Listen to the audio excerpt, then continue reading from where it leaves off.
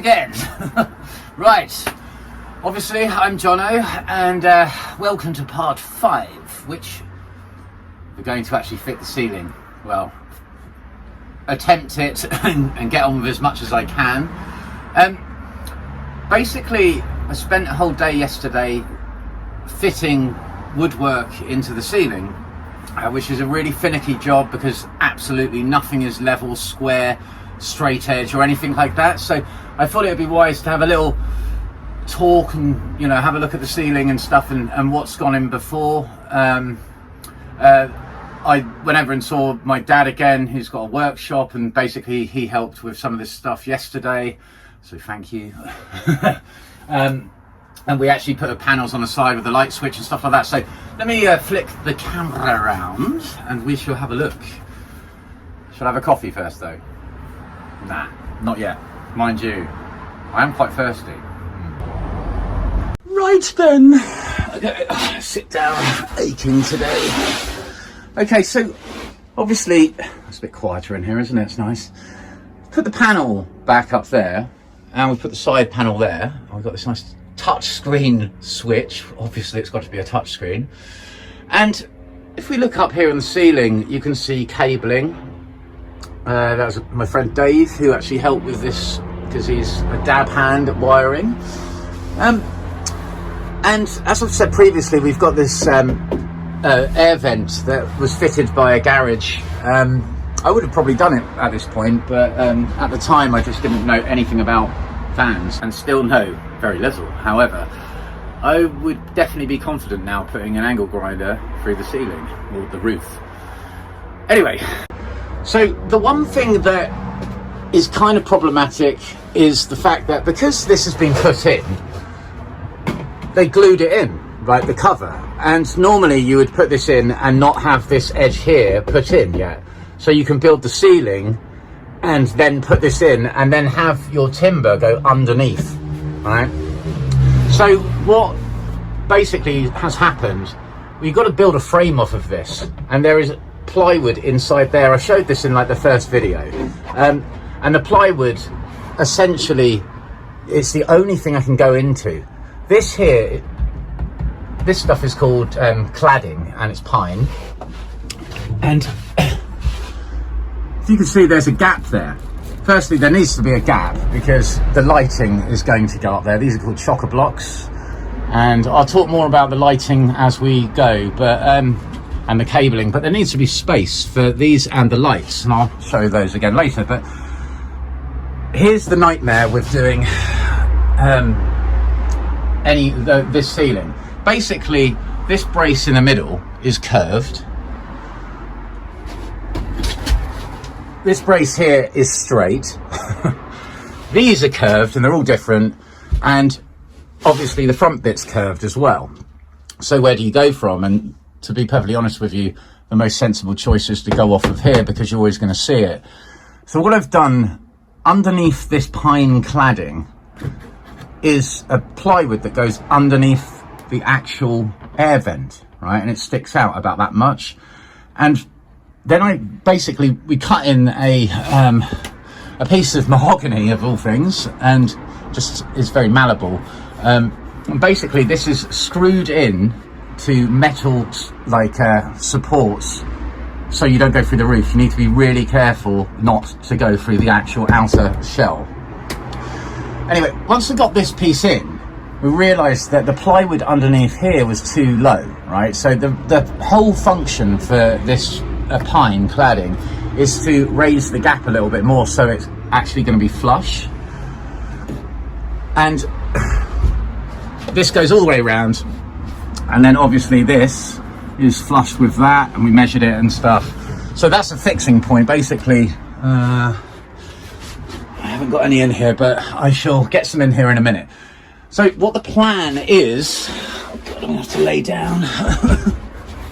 What the plan is to basically clad it from the end and go up to the center of the actual air vent. Now, you could start from the left and right, but it will look piss.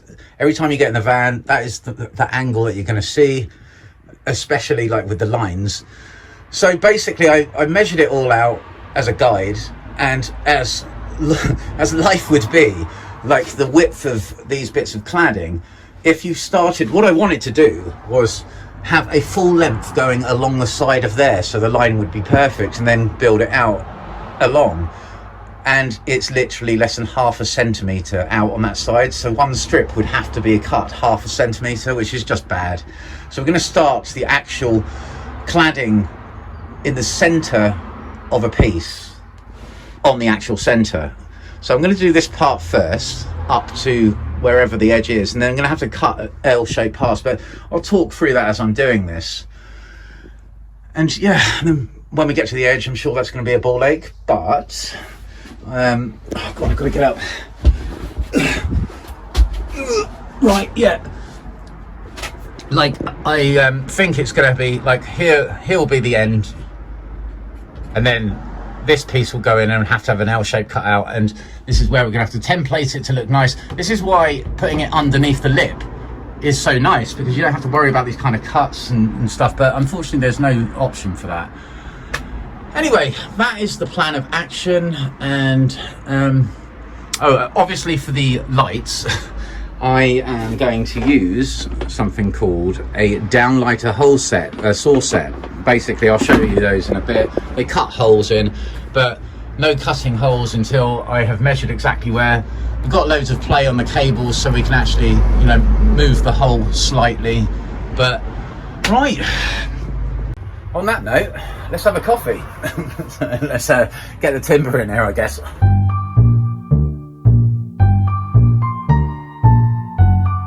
Okay, quick look at the tongue. I didn't say it's tongue and groove. It's tongue and groove pine cladding. I use this for any odd stuff, you know. It's like for cupboards or. This is really lightweight, which is really good for a van, especially. But as you can see, it's got a tongue on that end there, and then that's the groove on the other side, and then they just slot in. And we were thinking about using laminate flooring at first, just because basically we've got some, and it's just a no-go. If you've ever put laminate flooring down on a floor, if the floor isn't actually self-leveled, it's a nightmare. And imagine in a van when you're driving and it's just going to be bumping all the time, which is another good point. I was going to panel pin it in so you couldn't see any screws, but I tried it yesterday with some panel pins and they were too short, admittedly, but I just imagined if you're driving and bumping, I reckon the ceiling would just fall out. So screwing it is going to be the way, and that does mean pilot holding every single one and countersinking each one very carefully. And they're only, you know, they're really thin. I don't know what the width, what the measurement is actually. 7.5 millimeters thick. So you've got to be very careful. And toss there. So yeah, some lunatic driver then. Anyway, 7.5 mil thick, so it's not a lot to play with, but they've got to be countersunk very slightly, and it's easy to split them if you don't pilot hole all of these, so it's kind of a finicky job. Okay, so something I've just said is about having it in the centre line. Now, what I mean by that, let's just hold a piece here. If you look at that, ignore that, oh God, I can't hold the camera. Ignore that left line there. It's this bottom one here, right? Now, as I've just said, I wanted to actually put a piece so it went along the line perfectly, and then put the next piece in there, and there, and there, and there, and so on. And it literally comes out by about that much, which means the sliver would be it would just be awful. So then well, basically you have a few choices. This is kind of like tiling a bathroom, in the sense that if you just tile from the corner and just go for it, you inevitably, pretty much all the time, end up with like a little sliver at the end. It looks awful.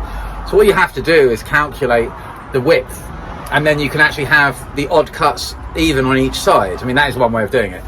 And it's a similar approach to this. Let me turn the camera around. So basically, bearing in mind that the cut's too short on each side, you've got two options here. You basically can go from the center, right? Let's just go off of that line there, right? It's going to be rough with my hand on a phone, but you would go there, and go there, and then you'd be over the edge, right? And then that's fine. Or you actually can put that in the center like that and work off the center. Now initially I wanted to have it so this central line, this one here, would be in the center, so when you're actually laying in the bed, you can, or when my mum's laying in the bed, she can actually, it will look, you know, symmetrical and stuff. But it has worked out to be a better cut by doing it like that, because I'd much rather have more overhang on each side to make the cut stronger. But that is essentially what's going to happen. And now I'm going to sound very English. Here's one I cut earlier. Basically I cut a few yesterday and ran out, so I had to go and buy some more. But if you noticed this, okay, I'm going to just hold it roughly. I put that up there, and that will go flush on this edge here, which is another piece of mahogany. Now, I'll talk about this back bit in a minute, but the first thing I'm going to do is get these parts up now, all the way up to whatever the edge is there. And then we shall no doubt put the kettle on, for sure. Right, let's get on with this. Somebody better get Danny away from that beaver before he bucks it again. Right, I bet you're wondering, how am I going to do this? How is he going to do this by himself? Well, I have a very good idea for this. Check this out.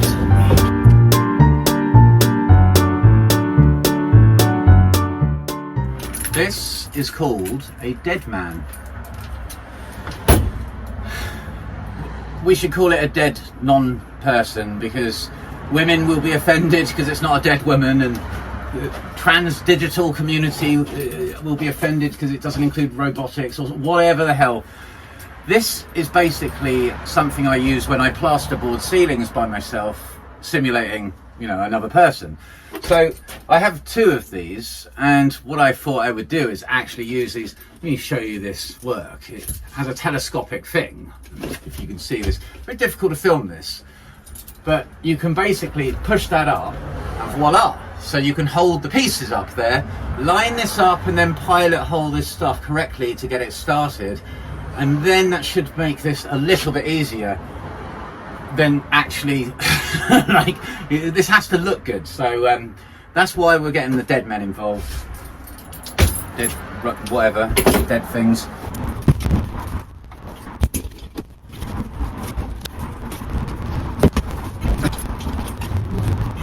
I think the dead men are, I say dead men because they always say two's company and three's a crowd, but in this case, let us check out my best friends.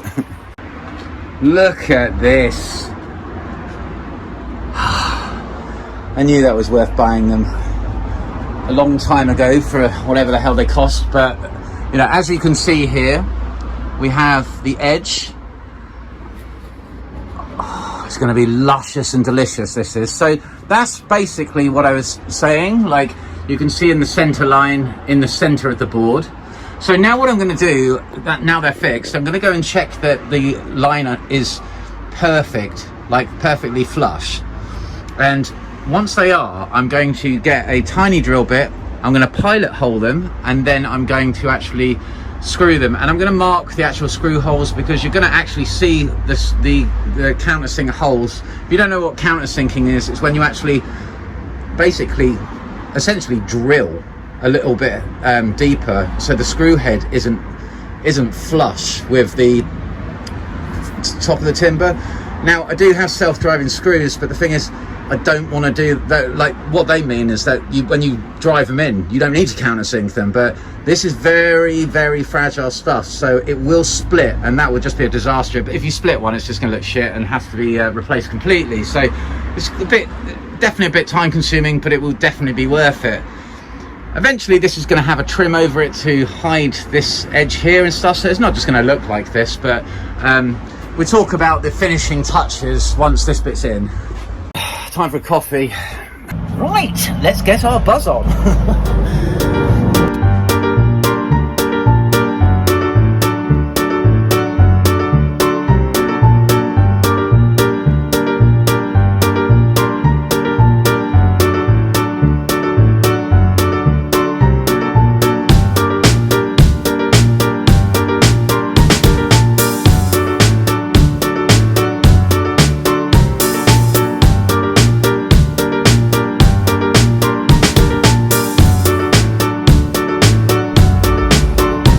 so a slight thing to be mindful of if you're going to do this, it's all good lining it up one edge, and I cut this with a circular saw, so it's 99.9% accurate on each one. However, it's really important to have the ones on this edge to actually be totally flush.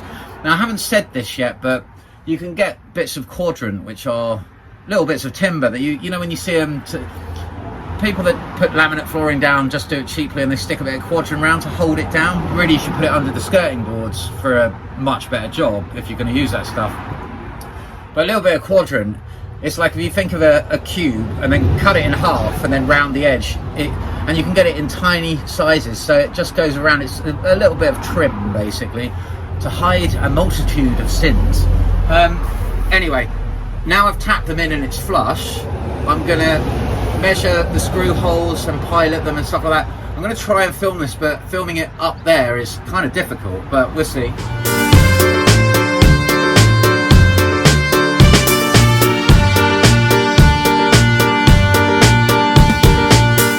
Okay, so I've just used a ruler, which is actually a level, but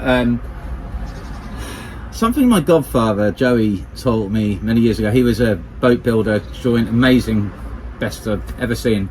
Anyway, he taught me a few bits and pieces when I was younger, and he always said to me, tape measures lie.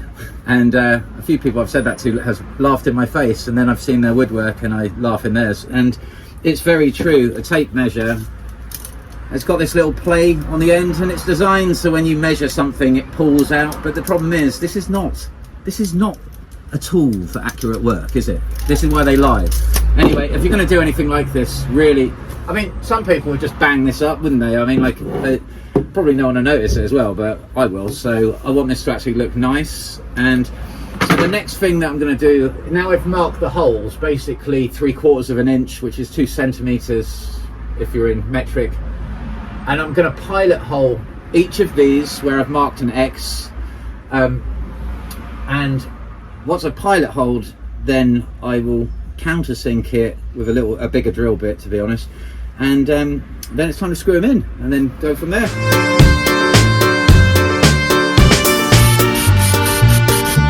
Now I'm going to actually countersink it.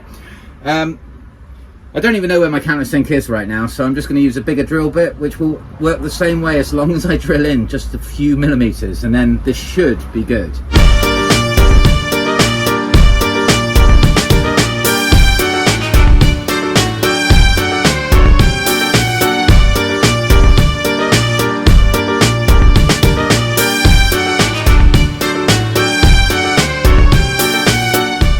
Okay, little tip here.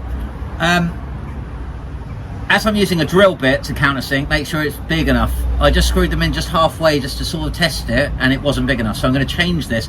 I'm actually trying to find an actual countersink because it's a bit better. It's very violent if you use a drill bit to go through, so you've got to be really careful. Anyway.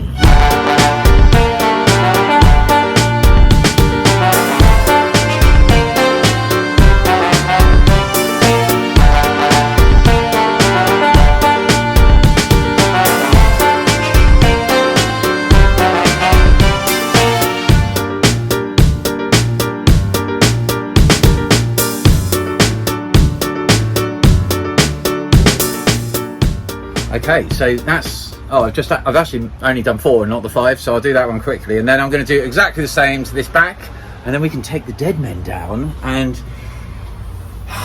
start talking about the L-shaped cuts.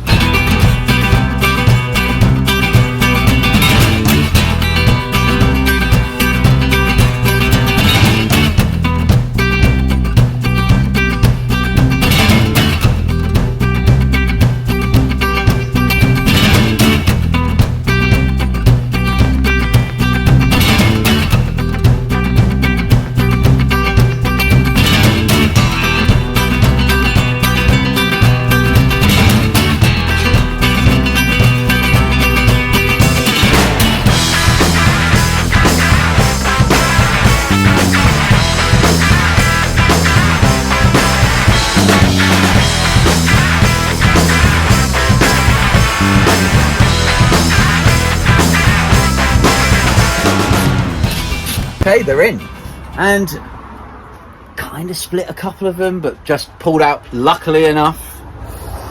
It's always important to pull out. And oh god, the humans crashed today. Right, let's have a little look at it and whip the dead men down, turning into a pigsty. Yeah, these are extremely handy, especially if you aren't working with anyone and have no friends. So telescopic, definitely a wise choice. I'm using what did I buy? Yeah, 20mm length screws. I have some that are longer, and it just basically was going to go through the actual roof itself. Oh, here we are.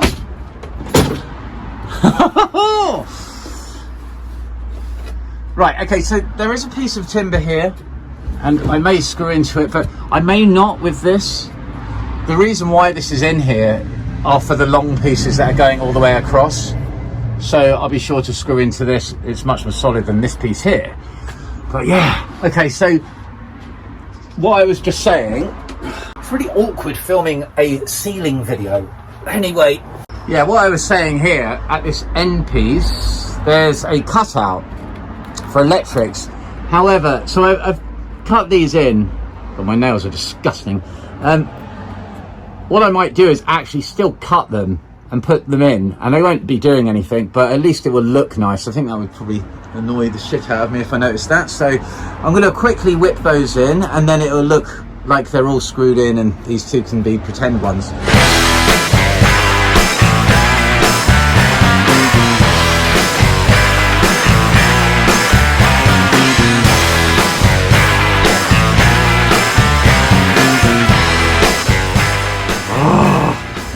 Feels like it's coming together. Okay, so the next, well, I have two trains of thought on this. Obviously, in front of the air fan, cooler, whatever, it's not a fan, it's an air vent, there has to be another 5 short lengths, and they have to be exactly the same spacing and size and measurements. That's probably going to be nearly kind of impossible, because every edge to work off in the van is off. So what I'm going to do instead is do a long cut from here at the end all the way to the front.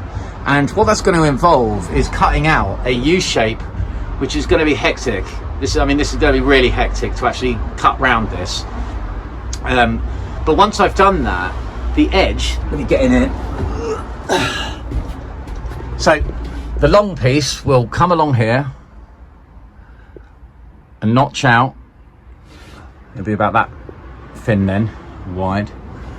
And then it'll go all the way to the end, and obviously there will be a notch out here, U-shape there, right?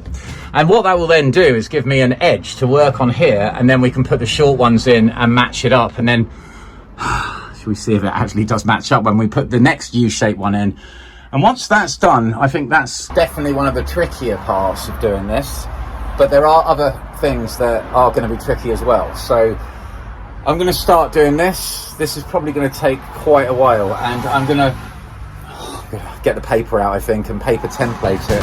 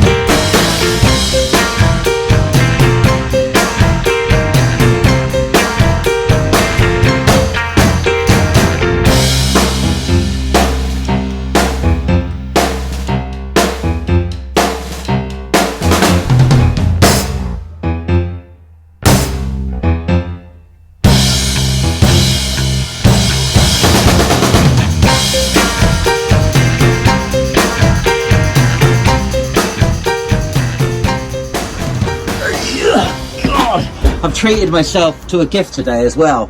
Little knee pad. Right, so gonna sand this down, but honestly, like,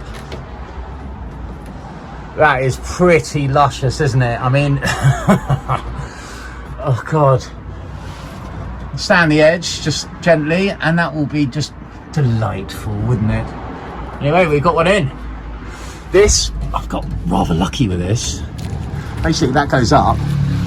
I just literally need to nick that bit off there, and then we've got one of the horrible pieces in. And then we might be able to get away with this as well. It depends if I screw into that or not.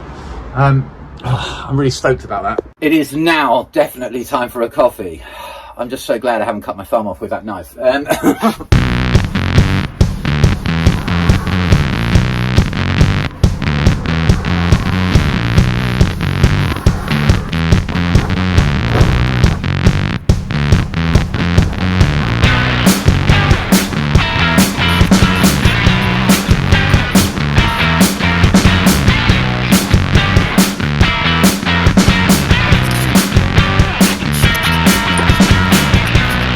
Right, that's one of the fiddlier pieces done. So I have two choices now. I can either cut the short bits in, or I could go all the way to the left. So I'm going to decide that as I finish my coffee.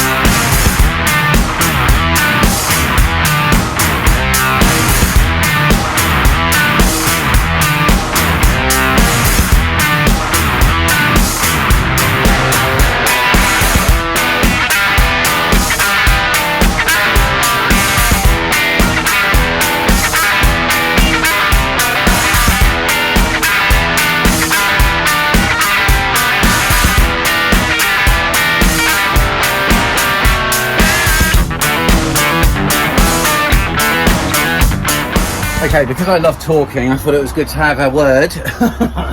Right, I've just put another piece in, so I'm going to show you what I've just done, and then a few considerations to do with lighting and stuff like that. Oh, I'm getting excited, this is coming together. Right, so... Oh God, it's all just starting to look peachy. Okay, I'm going to sand the back bit off. I'm going to actually put a bit of trim here and stuff as well, eventually. Let's take a dead man down. Dead man.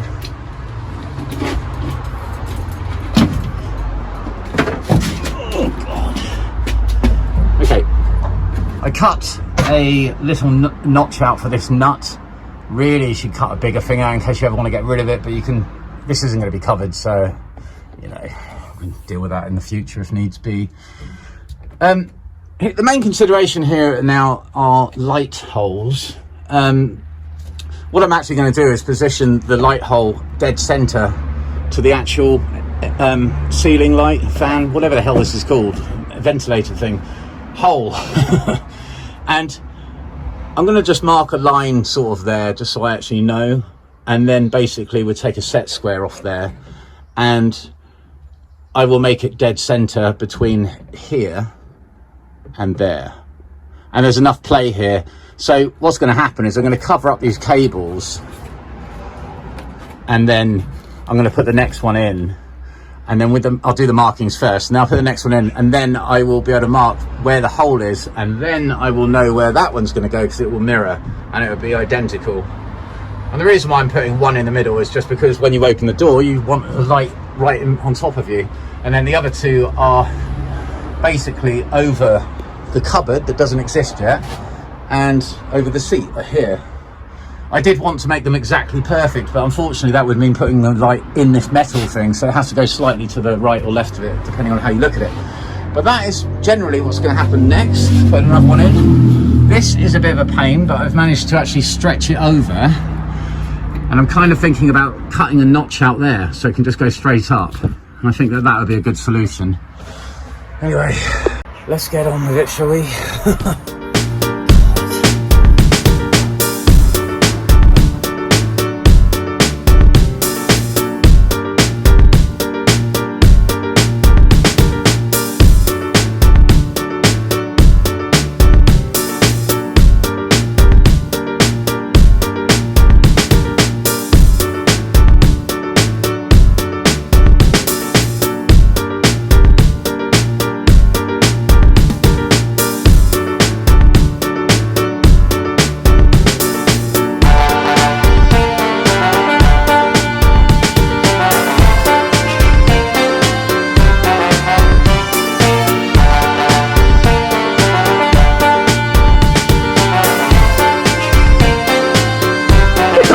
here.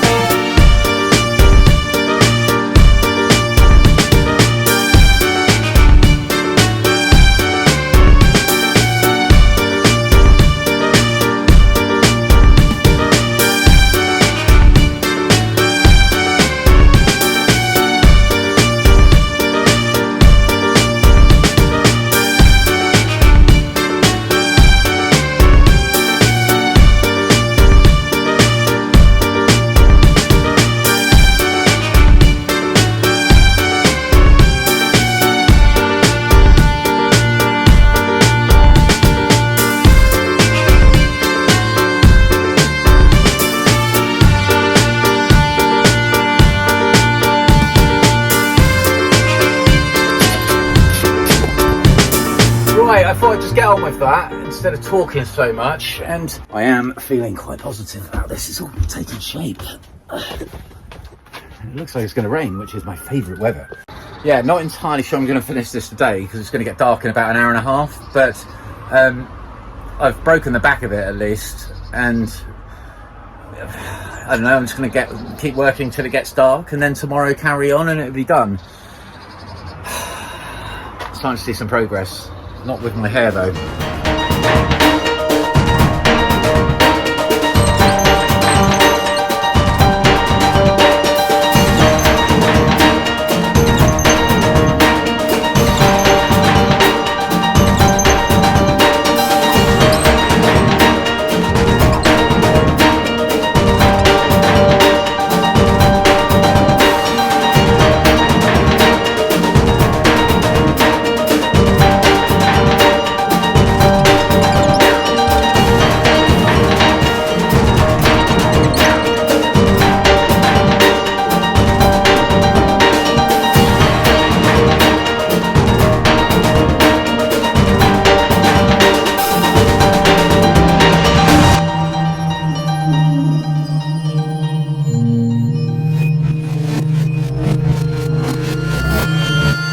The little pieces are in.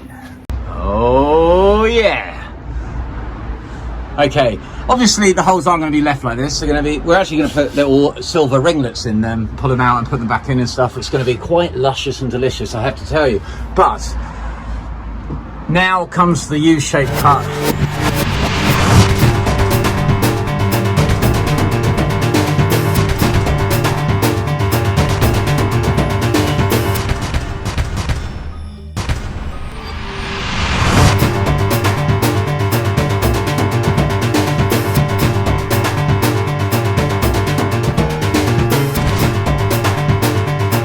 Okay, gonna call it a day.